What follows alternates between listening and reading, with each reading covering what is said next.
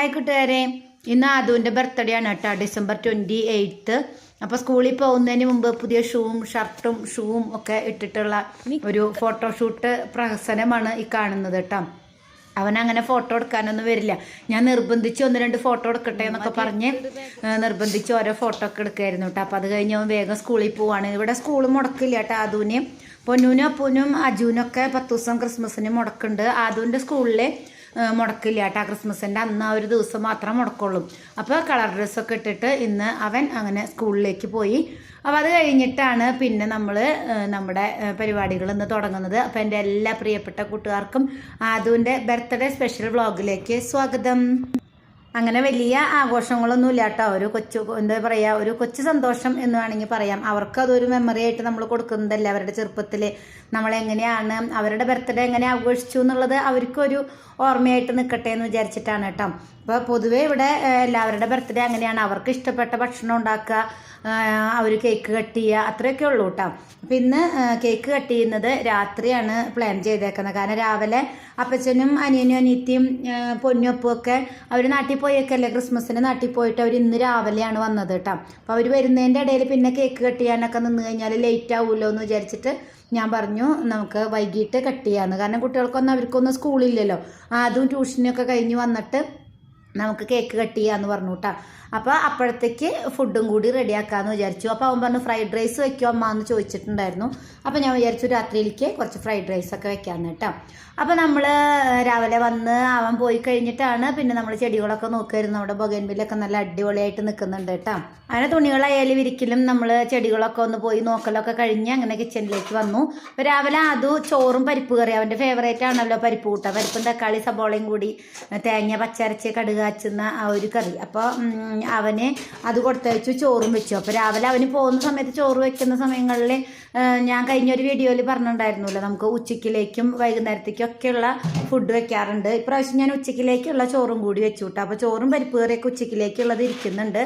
അതുകൊണ്ട് പിന്നെ നമുക്ക് തിരക്ക് പിടിച്ച് അങ്ങോട്ട് ഒന്നും വെക്കേണ്ട ആവശ്യമില്ല. വൈകുന്നേരത്തേക്കല്ലേ വേണ്ടൂ. അപ്പോൾ അപ്പച്ചനും അവരൊക്കെ വരുമ്പോഴത്തേക്ക് വൈകുന്നേരം ഒരു 8 മണിയോട് കൂടി അവൻ ട്യൂഷനൊക്കെ കഴിഞ്ഞ് വന്നിട്ട് നമുക്ക് ഭക്ഷണം റെഡിയാക്കുന്നുണ്ട്. അപ്പോൾ ആ സമയത്തേക്കല്ലേ ആക്കണ്ടോ എന്ന് വിചാരിച്ചിട്ട് നമ്മൾ പതുക്കെയാണ് നമ്മുടെ കാര്യങ്ങൾ നോക്കണത് കേട്ടോ. പിന്നെ ഛർദിയും വയറിന് അസ്വസ്ഥതയൊക്കെ ഇപ്പോൾ കുറച്ച് ദിവസമായിട്ടുള്ളത് കൊണ്ട് തന്നെ നമ്മൾ രാവിലെ അത്രയും കണ്ട് ഉഷാറിലല്ല എണീറ്റ് വരുന്നത്. അപ്പോൾ നമ്മൾ ബ്രേക്ക്ഫാസ്റ്റ് ഇപ്പോൾ കുറച്ച് ദിവസമായിട്ട് പാലിൽ കോൺഫ്ലേക്സ് ഇട്ടിട്ടാണല്ലോ.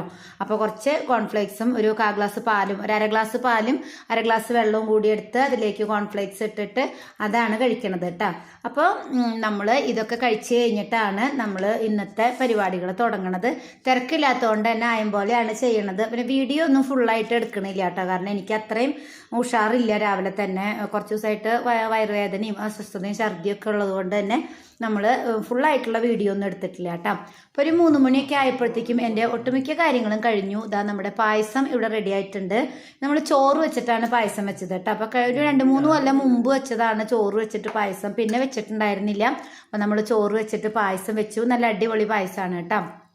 പിന്നെ നമ്മൾ ഫ്രൈഡ് റൈസിനുള്ള അരിയൊക്കെ കഴുകി വാര വെച്ചു. അതിലേക്ക് വേണ്ട പച്ചക്കറികളും സാധനങ്ങളൊക്കെ അരിഞ്ഞു വെച്ചു. പിന്നെ ഇത് ചിക്കൻ്റെ നമ്മൾ ലിവറും സംഭവങ്ങളും വരില്ലേ ചിക്കൻ വാങ്ങിക്കുമ്പോൾ, അത് ക്രിസ്മസിന് വാങ്ങിച്ചതിൻ്റെ ഞാൻ എടുത്തു വെച്ചിട്ടുണ്ടായിരുന്നു. കുറച്ച് ചിക്കൻ പീസും അതൊക്കെ കൂടി ചെറിയൊരു മസാല വെച്ചു. പിന്നെ ബീഫ് കട്ട്ലേറ്റ് ഉണ്ടാക്കാനായിട്ട് എല്ലാം റെഡിയാക്കി ബ്രെഡ് ക്രംസിലൊക്കെ മുക്കി ഫ്രിഡ്ജിൽ വെച്ചിട്ടുണ്ട് കേട്ടോ. അപ്പോൾ അത്രയും കുറേ കാര്യങ്ങളൊക്കെ നമ്മൾ ചെയ്ത് കഴിഞ്ഞു ഈ 3 മണിയാകുമ്പോഴത്തേക്കും. പിന്നെ ചിക്കൻ കുറച്ച് വേവിച്ച് വെച്ചിട്ടുണ്ട് ഫ്രൈഡ് റൈസിലേക്ക് ഇടാനുള്ളത്. ചിക്കൻ വേവിച്ച് വെച്ചേക്കണത് എന്തിനാ എടുക്കണേ, അതിലെ വെള്ളം വെച്ച് ഫ്രൈഡ് റൈസിൻ്റെ അരി വേവിക്കാം.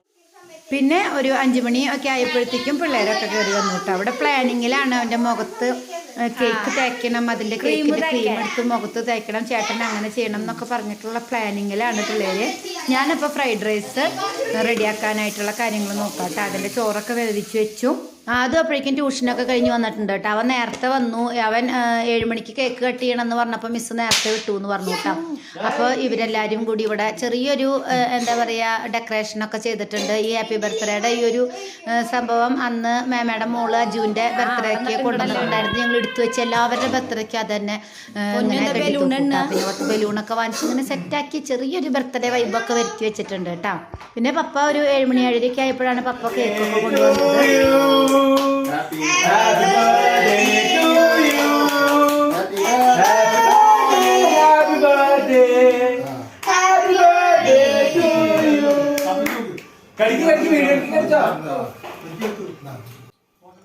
അങ്ങനെ എല്ലാവരും കേക്കൊക്കെ കട്ട് ചെയ്തു. പാപ്പന് കൊടുത്ത്, പപ്പയ്ക്ക് കൊടുത്ത്, മമ്മിക്ക് കൊടുത്ത്, മേമയ്ക്ക് കൊടുത്ത്, എല്ലാവർക്കും കൊടുക്കലും പരിപാടിയൊക്കെ കഴിഞ്ഞ് പിന്നെ അപ്പു സമാധാനത്തിന് മുഖത്ത് മുഴുവൻ ക്രീമൊക്കെ വെച്ച് തേച്ച് ഒരു പരിവാക്കിയിട്ടുണ്ടായിരുന്നു കേട്ടോ. അപ്പോൾ ആ കലാപരിപാടികളൊക്കെ നടക്കുന്നതിനിടയിൽ ഞാൻ കട്ട്ലേറ്റ് വറക്കാനായിട്ട് വെച്ചു, കറി ചൂടാക്കാനായിട്ട് വെച്ചു, ഭക്ഷണം കഴിക്കാൻ വേണ്ടിയിട്ട്. അപ്പോൾ എല്ലാവർക്കും ഭക്ഷണമൊക്കെ കൊടുക്കാനായിട്ട് കേട്ടോ. അപ്പോൾ കുറേ നേരം വർത്താനമൊക്കെ പറഞ്ഞിരുന്നു. പിന്നെ അങ്ങോട്ട് വീഡിയോ ഒന്നും എടുത്തില്ല കേട്ടോ. പിന്നെ ഞാൻ അവർക്ക് സെർവ് ചെയ്യലും പിന്നെ ഇവർ നാട്ടിൽ പോയേക്കായിരുന്നല്ലോ. അപ്പോൾ പിള്ളേരൊക്കെ നാട്ടിൽ പോയേക്കായിരുന്നല്ലോ. അപ്പോൾ നാട്ടിൽ നിന്ന് ഉള്ള വിശേഷങ്ങളൊക്കെ പറഞ്ഞ് ഞങ്ങൾ കുറേ നേരം വർത്താനമൊക്കെ പറഞ്ഞിരുന്നു കേട്ടോ. പിന്നെ ഇതാണ് നമ്മുടെ ബർത്ത്ഡേ സ്പെഷ്യൽ ഫുഡ് എന്ന് പറയുന്നത് fried rice, chicken fried rice ആയിരുന്നു. പിന്നെ കട്ട്ലേറ്റ്, ബീഫ് കട്ട്ലേറ്റ്, അച്ചാറ്, സർലാസ്, പിന്നെ ഇത് ഞാൻ കോഴിയുടെ ലിവറും ഒക്കെ കുറച്ച് ചിക്കൻ പീസസ് ഒക്കെ ഉണ്ടായിരുന്നു, ഒക്കെ കൂടി റോസ്റ്റ് ചെയ്തതും പിന്നെ നമ്മുടെ പായസം കേട്ടോ. അപ്പോൾ ഇതാണ് നമ്മുടെ ഫുഡ് എന്ന് പറയുന്നത്. എല്ലാവരും ഫുഡൊക്കെ കഴിച്ച് പോയി, പിള്ളേരൊക്കെ താഴെ പോയി. അനിയന് കട്ട്ലേറ്റും ഭക്ഷണമൊക്കെ അങ്ങോട്ട് താഴേക്ക് കുറച്ച് കൊടുത്തു വിട്ടു. അനിയൻ കട പൂട്ടി വരുമ്പോൾ ലേറ്റ് ആവും. അപ്പോൾ കേക്ക് കട്ട് ചെയ്യുന്ന സമയത്ത് അനിയൻ ഉണ്ടായിരുന്നില്ല കേട്ടോ, ബാക്കി എല്ലാവരും ഉണ്ടായിരുന്നു. അതൊക്കെ കഴിഞ്ഞ് നമ്മളിവിടെയൊക്കെ അടിച്ച് തുടച്ച് ക്ലീൻ ആക്കി എടുത്തു. കാരണം ഇവർ കേക്ക് മുഖത്തൊക്കെ വെച്ച് തേക്കുന്ന സമയത്തെ താഴെയൊക്കെ കളഞ്ഞിട്ടേ അപ്പോൾ ഒക്കെ ക്ലീൻ ആക്കിയില്ലെങ്കിൽ രാവിലെ എനിക്ക് നല്ല പണി കിട്ടും ഉറുമ്പ് വന്നിട്ട്. അപ്പോൾ അത് കാരണം കൊണ്ട് അവിടെയൊക്കെ അടിച്ച് തുടച്ച് ക്ലീനാക്കി കഴിഞ്ഞ് വന്നപ്പോഴത്തേക്ക് സമയം 10 മണി 10:30 ആയിട്ടുണ്ടായിരുന്നു. അപ്പോൾ ഇന്നത്തെ ഞങ്ങളുടെ ഒരു കുഞ്ഞ് ബർത്ത്ഡേ സെലിബ്രേഷൻ വീഡിയോ ആണ്. നിങ്ങൾക്ക് എല്ലാവർക്കും ഇഷ്ടപ്പെട്ടു എന്ന് വിചാരിക്കുന്നു. അപ്പോൾ അടുത്തൊരു വീഡിയോയുമായിട്ട് നമുക്ക് വീണ്ടും കാണാം. Bye, thanks for watching.